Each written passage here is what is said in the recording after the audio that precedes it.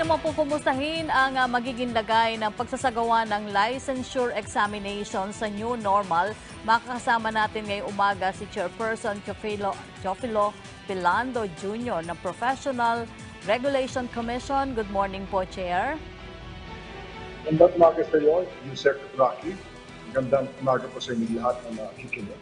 Opo, Chair, mula po sa pagpapatupad ng community quarantine na ngayon nga po ay naging alert level system para labanan yung bansa, ito po ang kasalukuyang pandemya. So, kumusta po ang naging pagsasagawa ng licensure examination nito pong nakaraang taon? Well, compared nung 2020, kung saan 11 out of the 85 examinations ang na-conduct namin, noong 2021 po, nakapag-conduct ang Commission ng 62 out of the 101 scheduled licensure examinations. Of course, hindi po naging madali ang pagsasagawa ng mga examinations last year dahil ongoing pa rin po ang pandemya at saka pabago-bago pa rin ang mga community quarantine classifications, travel restrictions at saka safety protocols. But we were able to conduct these examinations. We had to coordinate and seek the approval of the national and local IATF, local government units, and other involved agencies. At syempre po, we had also to consider and balance yung safety ng examinees, yung mga exam personnel, at saka yung pangangailangan ng bansa ng mga competent professionals. Opo. Chair, naibalik na po ba natin itong sinasabing karaniwang bilang ng mga isinasagawang exams kumpara po nung magsimula yung pandemya noong 2020? Opo, ngayon relatively normalized na. In fact, despite the surge of the COVID cases early this year, isa lang po ang postpone namin yung examination ng dentist practical exam sa NCR dahil yung alert level 3 classification ng NCR. Sa iba pong mga regions, natuloy po ang examination na to. Hindi po ito natuloy dahil face-to-face ito eh. We had to comply with the rules. Pero na-postpone ito for March. Hopefully, the same relaxed quarantine classification will prevail in March. Dahil dito po, mga more than 1,000, almost 1,500 examinees sa examination na ito ang naapektuhan. Opo. Go ahead, sir. Go ahead.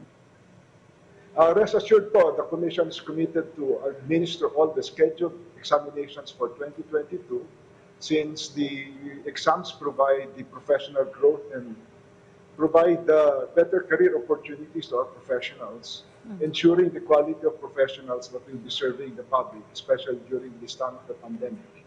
At nananatili po rin na sensitive ang Commission sa mga sentiments ng mga examinees at saka mga ibang stakeholders gaya ng mga eskwelahan, mga professional organizations regarding their schedule and administration of examinations.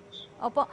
Chair, ilan naman po yung itinakda ng PRC na isasagawa ngayong taon ng mga licensure examinations? At ano daw po yung paghahanda ang ginagawa na inyong tanggapan para po masiguradong talagang maidaraos ito ng safe po yung ating mga examinees? Ngayon pong taon, 2022, may 92 po na licensure examinations na is-scheduled para sa bansa in the country. And perhaps we can also tuloy rin namin yung tinatawag namin special professional licensure examinations in selected cities overseas, provided the COVID-19 restrictions would allow, not only in the Philippines but in those host countries. Kasi po, nag-conduct din po tayo ng eksaminasyon kung may mga concentration ng mga Filipino professionals para hindi na sila kailangan bumalik sa bansa. Bago po mag-postpone, nagsasagawa po ang Commission ng proper coordination with the requesting stakeholders at saka yung concerned board on the basis at saka feasibility of the request for postponement. And sa tanong po ninyo with regard to anong mga ginagawa to ensure yung safety ng examinations, kami po ay nakipag-ugnayan sa DOH, sa PNP, at saka sa IATF. And in fact, we came out with a joint administrative order noong July 2021, which contains the revised standard guidelines on the strict observance of health protocols in the conduct of licensure examinations. This is with the end in view that despite the current pandemic, the Commission still have to proceed with the conduct of the examinations, but with the proper safety protocols. And aside po dito, patuloy po ang aming pagmamonitor sa mga pagbabago ng mga guidelines, hindi lang ng IATF, but even local government units at saka mga ibang government agencies. And in fact, our regional officers are tasked to coordinate closely with the additional requirements of the local IATF. Opo. Chair, kaugnay po ng nasabing usapin, meron pa rin po ba kayong prioritization na ginagawa ang inyong ahensya para po sa idaraos ng examinations ngayong taon? At kung meron po para sa ang mga profession po ang mga ito? Well, unlike nung 2020 at saka early 2021 na nung umpisa ng pandemya at saka nung public health emergency, we're in health-related licensure examinations were prioritized. Ngayon po, we are confident that we don't have to prioritize these disciplines, but to give priority to all. Dahil lahat po ng mga aspiring professionals have to be able to take their examinations. Although currently, we still have to a certain extent, give allowances para dito sa mga health-related disciplines dahil sila po, hindi lang yung demand dito sa bansa natin, but even overseas, ang mga health-related professions ang kinakailangan. Opo. Chair, hinggil naman po sa pagsasagawa ng computer-based exams, gaano na ba karaming licensure exams po yung naisagawa sa pamagitan nito noong 2021 at ilan na po yung mag-a-adapt nito ngayong taon? Well, masaya po kami to inform you that the Commission was able to implement its in-house computer-based licensure examination last year, particularly sa licensure examination ng geologist. At maganda po ang naging feedback mula sa mga examinees at examiners dahil sa convenience at saka sa speed. Ang system pong ito ay dinevelop ng ating ICT at ng licensure office. It would still require a common exam venue at fixed exam schedule, but using a computer. This way, it would be a transition from the conventional pen and paper exam and would be more manageable given current conditions.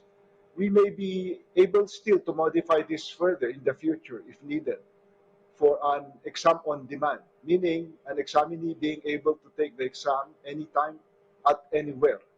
But again, this would depend on the rules, the technology, available resources, and acceptability by all concerned stakeholders. Given limited resources, we are also looking at availing of services of qualified service providers like in other countries where they provide computerized licensure examination. Chair? Content with applicable laws in the country, not only on the particular profession, but also rules on procurement, privacy, and technology. This schedule din po namin gamitin itong in-house CBLE para sa psychologist licensure examination next week. In fact, for this particular exam, it would also be a test for a hybrid model, wherein the exams in the NCR will be computer-based, while that in Cebu will be in pen and paper due to the current connectivity issues thereat. Whether a particular exam may use CBLE or not, ito po ang mga considerations natin sa ngayon. First, yung dami po ng mga examinees. Given the current and limited resources for CBLE, the Commission only can accommodate small-scale examinations for now. Secondly, would be the availability of testing centers in the country with the required connectivity, space, equipment, and personnel. And third, the preparedness of the profession to shift to computer-based licensure examinations from the conventional pen and paper. There should be no impediment from the professional regulatory law or from the nature of the exam itself. Moreover, the examinees at saka yung academic community that train these examinees should be open to these initiatives. As of now po, aside from the psychologist exam, the Commission is looking at having the following licensure examinations to adopt the computer-based licensure examination. Ito po yung aeronautical engineering, dental hygienist and technologist, geology, guidance and counseling, metallurgical engineering, naval architecture, at sanitary engineering. Opo. Chair, kinukonsider po ba ng inyong tanggapan na gawing requirement para po sa mga kukuha ng licensure exam, ito pong pagkakaroon ng bakuna laban sa COVID-19? Opo. The Commission strives to strictly implement the health and safety protocols during the preparation, administration, and post-activities of examinations para nga po ma-minimize ang risk para sa mga examinees, examination personnel, the board, and for everyone. Nabanggit ko kanina, sinusunod ng PRC ang protocols na nakasaad sa Joint Administrative Order, gaya ng pagre-require ng negative RT-PCR test result or certificate of 14-day quarantine, as well as the usual physical distancing, wearing of face mask, thermal scanning, and the like. Sumusunod din po ang PRC sa mga additional requirements ng mga local IATF or local government units kasi pag minsan nagre-require rin sila ng antigen, additional test, and the like. And the Commission encourages everyone to be vaccinated. In fact, ngayon, nakipag-ugnayan na kami with the DOH and IATF para ma-amend o yung Joint Administrative Order namin para tanggapin na lang rin yung vaccination card in lieu of yung RT-PCR test or certificate of quarantine para sa mga examinees at saka mga exam personnel. Doc, Chair, saan naman daw po maaaring makita ng ating mga kababayan ang schedule? Gayon din daw po yung mga requirements para po sa licensure examination. Ganun din po yung kung sila daw po ay may concerns o tanong hinggil dito. Kunin ko na rin po yung inyong mensahe sa mga mag-e-exam. Thank you. Very accessible po yung mga schedule at saka requirements ng examinations sa aming website. Ang website po ng PRC would be prc.gov.ph, and then may links po doon para sa schedule of examination and requirements for the examinations. And doon rin po ang mga phone numbers ng mga or other email addresses ng mga opisina po ng PRC all over the country, as well as yung mga kung ano yung mga opisina may jurisdiction po sa mga concerns ninyo. Well, on behalf po of the Commission, I would like to thank the public in understanding the limitations of PRC as it faces this pandemic. We are doing our best to continuously and efficiently serve you. Hindi pa rin po tapos ang laban sa COVID-19, kaya patuloy pa rin po ang hinihingi namin na pag-unawa kung naantalaman ang delivery ng aming mga serbisyo o nagkaroon ng mga postponement ng mga examinations. Rest assured that we in the Commission are one with you in hoping that all scheduled examinations will push through. Isang malaking consideration lang po sa amin yung kapakanan at kalusugan examiners at saka mga examination personnel.